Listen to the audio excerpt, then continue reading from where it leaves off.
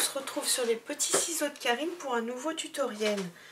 Alors après avoir rangé ma scrapbook, mes papiers, je me suis aperçue quand même que j'avais accumulé pas mal de chutes de papier.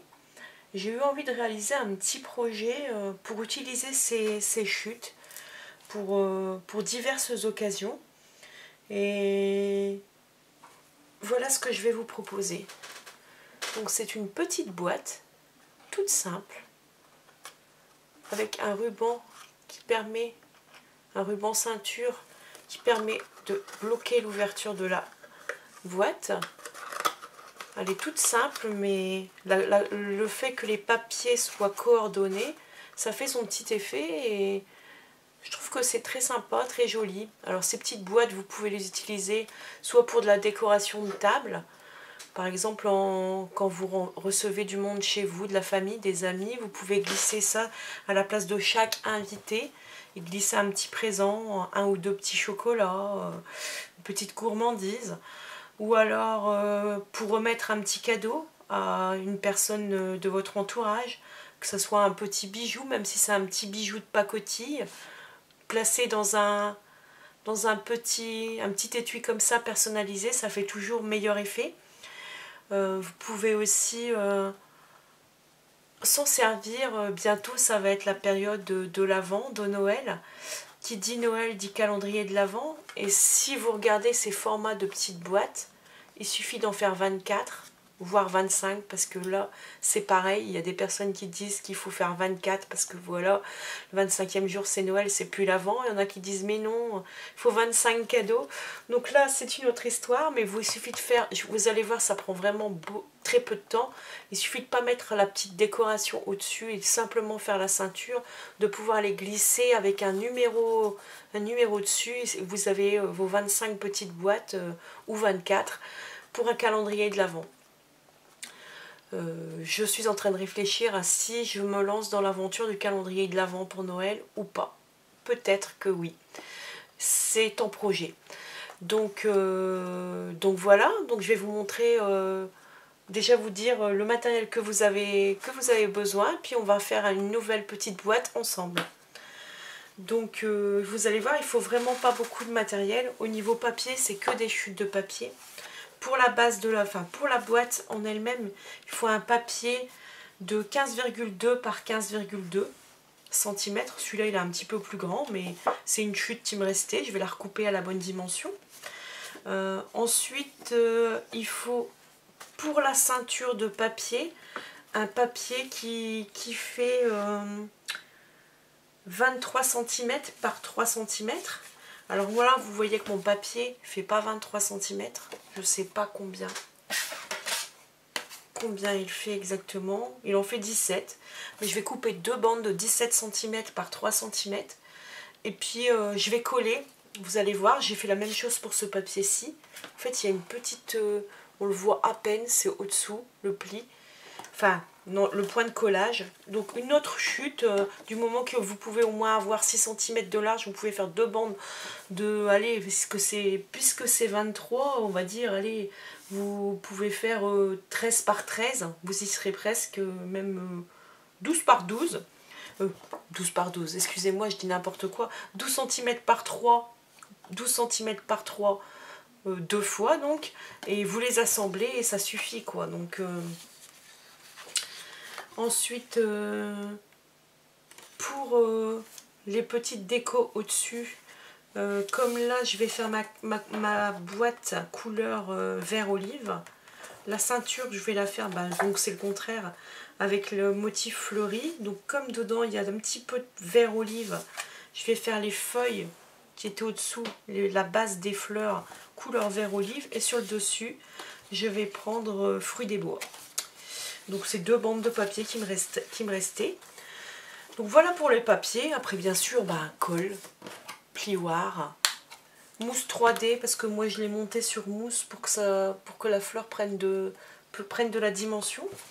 De l'encre noire pour le tamponnage ici. Là j'ai utilisé le set de tampons et la perforatrice assortie Pop of Pétales. Vous pouvez prendre autre chose, soit même si vous n'avez pas une perforatrice, vous pouvez peut-être avoir un dice qui permet de découper des fleurs. Vous pouvez mettre un papillon, vous pouvez mettre... D'ailleurs, il y a un superbe papillon que je vous avais déjà montré. Ici, dans Expression printanière, voilà, par exemple ici, si vous voulez faire la découpe du papillon, ça peut être pas mal aussi sur le dessus. C'est une autre idée, on va dire. Donc moi, j'ai choisi de travailler avec Pop of Pétain. Je vais rester pareil ici. Mais si vous avez d'autres découpes ou d'autres dice, bien sûr, choisissez autre chose. Ne vous arrêtez pas, en vous disant que c'est pas possible parce que vous n'avez pas ce matériel-là. Une autre décoration, bien sûr qu'elle fera l'affaire. Moi, donc, je travaille avec les papiers, partagez ce que vous aimez. Donc, toute la collection de papiers. Et j'utilise les découpes que j'avais déjà utilisées par le passé. Ça permet d'utiliser ces chutes de papier. Et ensuite, vous allez avoir besoin de l'instinct enveloppe pour faire la boîte. Le massicot pour couper les papiers aux bonnes dimensions. Et c'est tout. Voilà, donc c'est parti, on démarre la vidéo. Alors, je vais commencer par couper mon papier à la bonne dimension, à 15,2. En fait, si vous voulez, je me base d'un tuto qui utilisait les papiers 6 pouces par 6 pouces. Donc ça fait 15,2 en français, mais si vous voulez, vous pouvez baser à 6 pouces sur votre massicot. Il y a encore des chutes de papier. Ça revient au même. Voilà. Ensuite, on va prendre l'instant enveloppe.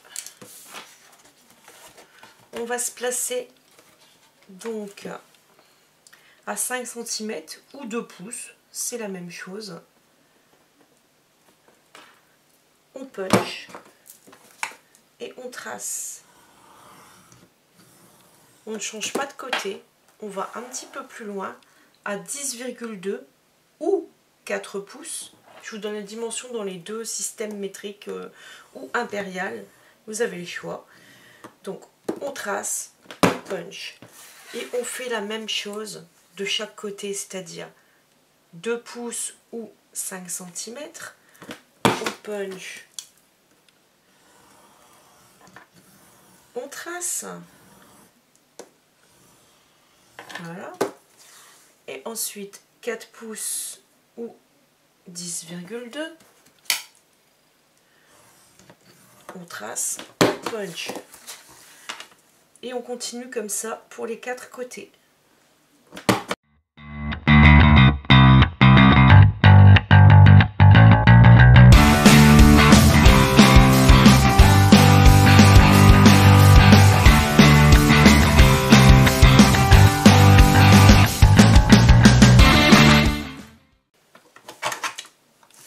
Alors là, on a la base de carte. On récupère nos petites chutes de papier. On va arrondir les angles des 4 pointes pour une finition plus jolie. C'est pas obligatoire, mais c'est quand même un petit peu plus sympa, je trouve. Après, je pense que c'est une question de goût. On a fini avec l'instinct enveloppe. Donc voilà à quoi doit ressembler votre base de boîte. Donc ensuite on va retracer tous les plis.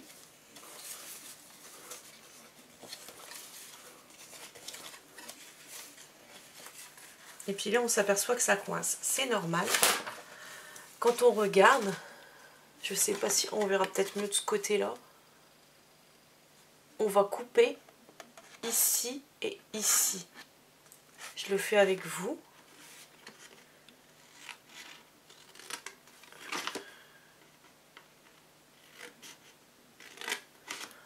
Voilà, ce qui fait qu'on peut aller jusqu'à l'autre pli. Je ne sais pas si vous voyez bien. Et on retourne à l'opposé, on fait la même chose. Mais bien sûr seulement sur deux côtés. Hein. de côtés opposés, pas sur les 4. Sinon, il n'y aura plus rien pour tenir la boîte. Ce qui fait que ça nous permet de nous libérer les 4 petits onglets qui vont venir comme ça. Donc là, on va finir de bien faire nos plis. Mais la boîte, en fait, elle est déjà terminée. Donc là, grossièrement, voilà la boîte.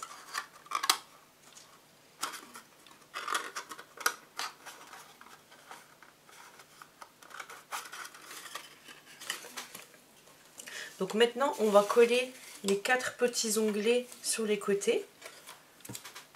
Alors vous pouvez mettre du double face, il y en a qui mettent du double face sur les boîtes. Moi je préfère toujours, même s'il y a une petite durée avant que ça s'apprenne, il faut des fois bien être patient. Je préfère tout de même la colle. Je trouve que dans le temps, ça tient beaucoup mieux. Et ça nous laisse en plus le temps de placer comme il faut.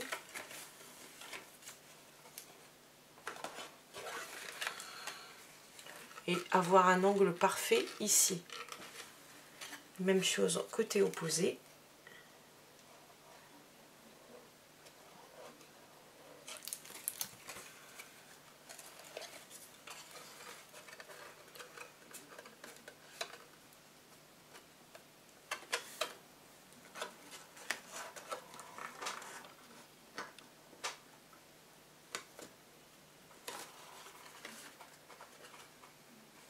Voilà, c'est parfait.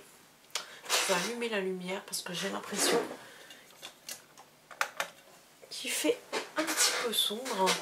C'est peut-être une idée, mais...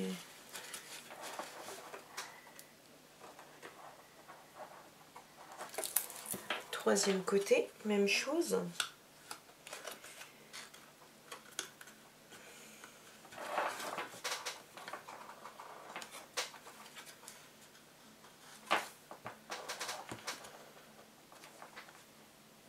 Et bien sûr, je viens de m'apercevoir que j'ai fait une bêtise. J'avais dit que j'allais faire la boîte couleur vert olive et je suis en train de la faire de l'autre côté. Ce n'est pas bien grave. J'aime beaucoup ce papier-là de toute façon aussi. Du coup, je ferai le bandeau en vert olive. L'important, c'est d'avoir le contraste en fait.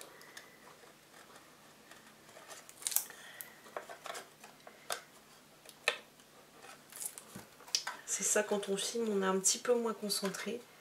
Parce que je regarde, je fais attention de ne pas être hors champ. Parce que ça, c'est un petit peu ma manie par moment. On ne fait pas attention. L'important là, ici, c'est que c'est vous qui voyez bien ce que je suis en train de faire. Donc là, je pense que c'est bon. Ça m'a l'air d'être bien pris. Donc je vais pouvoir rabattre. Et voilà, la petite boîte est montée. La fermeture, elle sera faite par la ceinture. Donc on va passer à la création de la ceinture. Donc je range ma colle. Je prends mon massicot. Je vais couper des bandes de 3 cm. Parce que c'est ça le plus important. En voilà une. En voilà deux. Donc je me retrouve encore avec des chutes de papier inutilisées. Bien sûr, je ne les jette pas, je les récupère. Parce qu'on peut toujours faire quelque chose avec des chutes de papier.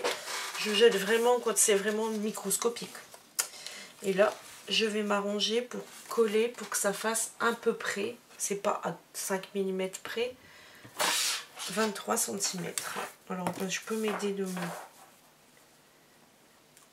mon papier Stampin' Up, là, le sous-main, puisque j'ai les mesures.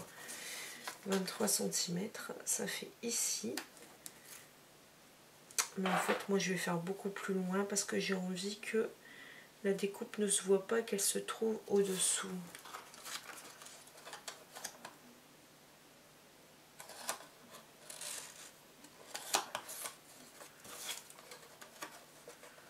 Voilà.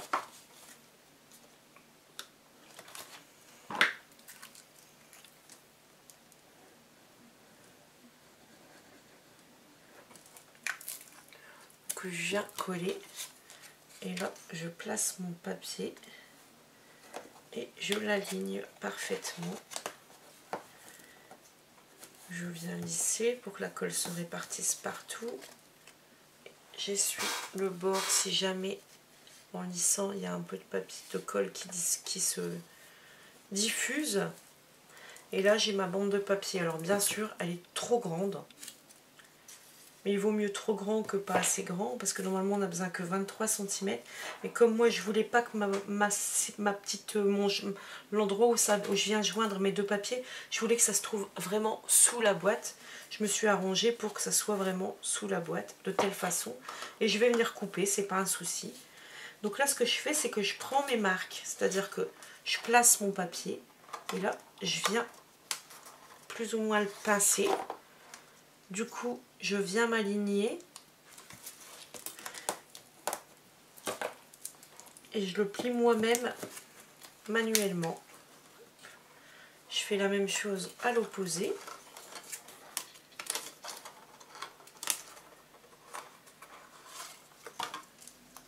Tout simplement.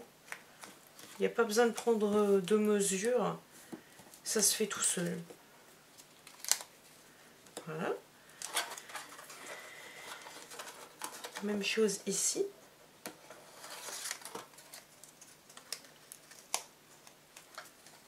Donc là, il est déjà plié sur les trois côtés. Je vais voir que je dois couper à peu près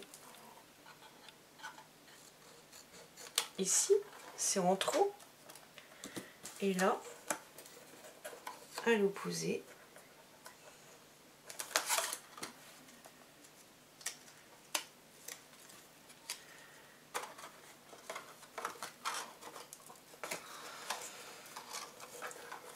Pareil, là je m'arrange pour que ça tombe sous la fleur qui va venir décorer. Et j'ai plus qu'à coller.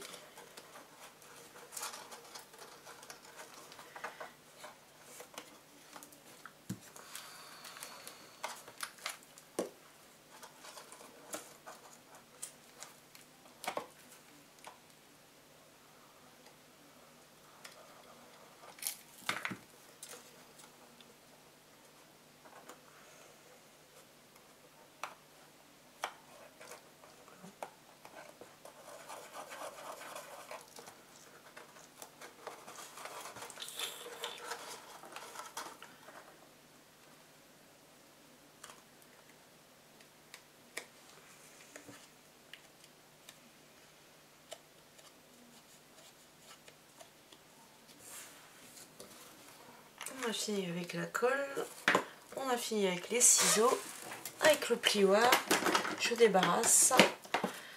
Enfin la colle peut-être pas tout à fait parce que il y aura vraiment,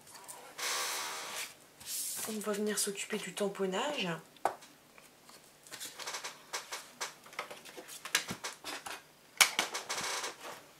Donc là je vais replacer ma petite ceinture si elle veut bien.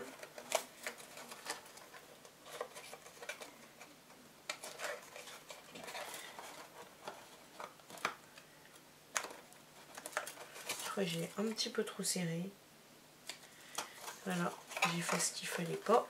Ah si, c'est parce qu'en fait je la mettais plus dans le bon sens. Voilà. Parce qu'en fait comme j'ai pris les mesures comme ça rentre pas comme ça rentre comme ça. Voilà.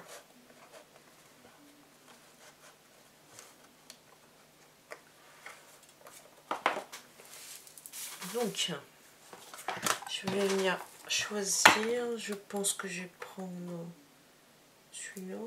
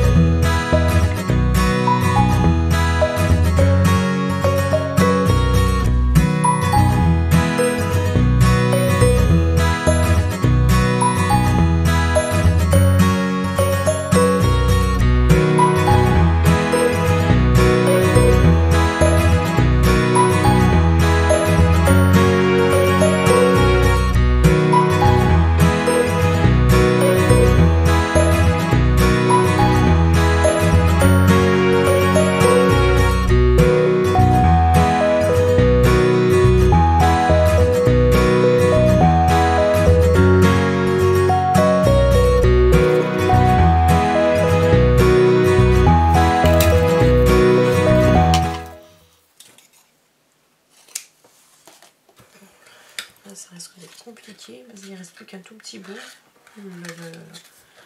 Mais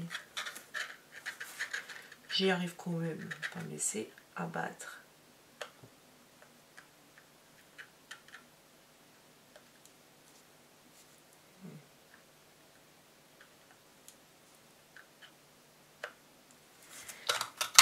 Et voilà.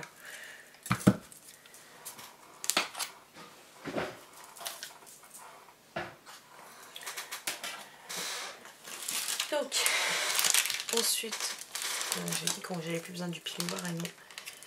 Moi j'ai arrondi.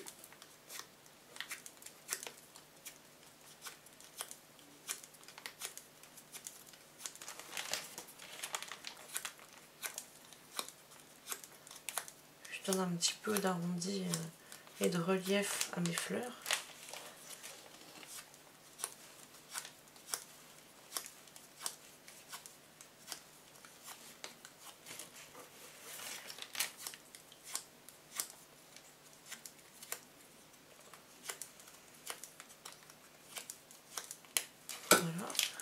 Je sais pas si je mets les deux vertes dans le fond et je viens mettre les violettes au-dessus, ou je pense que je vais pour une fois changer et je vais mettre une verte, une violette, une verte, une violette.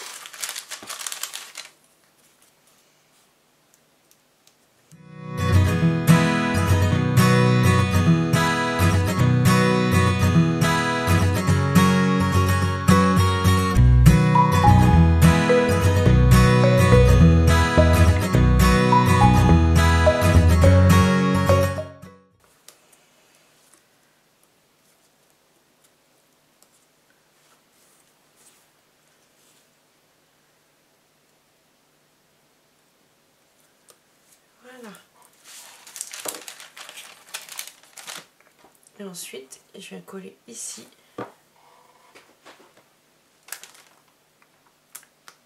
Toujours avec de la mousse 3D, mais en plus grosse quantité.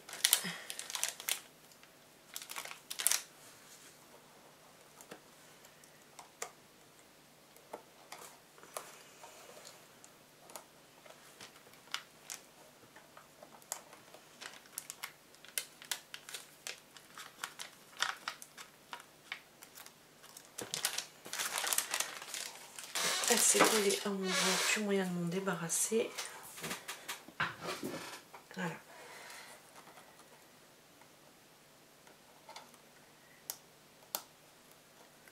Les petites pellicules.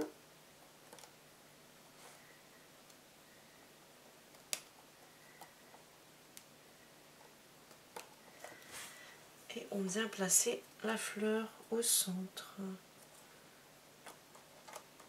Et voilà, notre projet est terminé. Donc je ne sais pas ce que vous en pensez. Ça fait deux petites boîtes des tons différents avec la même collection de papier. C'est très sympa, je trouve. J'espère que ce projet vous aura plu, qui pourra vous donner une idée et un moyen de récupérer vos chutes de papier. On se retrouve très vite pour une nouvelle vidéo et d'autres projets créatifs. Je reste à votre disposition pour toute question, pour toute commande que vous voudriez passer chez Stampin' Up avec moi comme démonstratrice.